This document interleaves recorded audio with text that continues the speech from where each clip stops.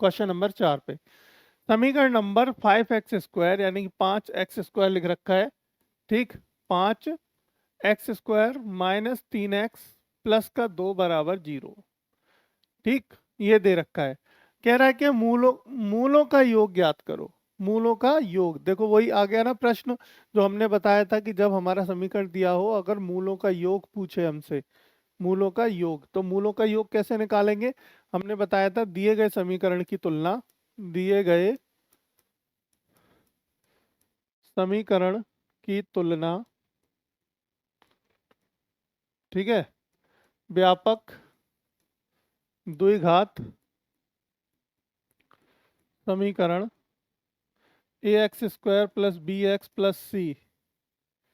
plus सी बराबर 0 से करने पर,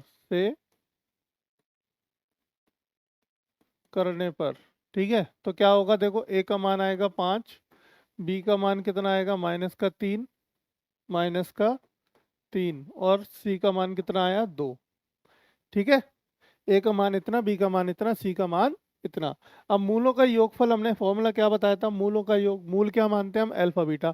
माना दिए गए समीकरण के मूल अल्फा और बीटा हैं, माना लिख दो यहाँ पे, माना दिए गए समीकरण के मूल, दिए गए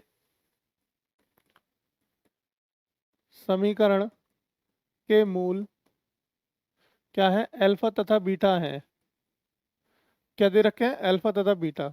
तो मूलों का योग, मूलों का योग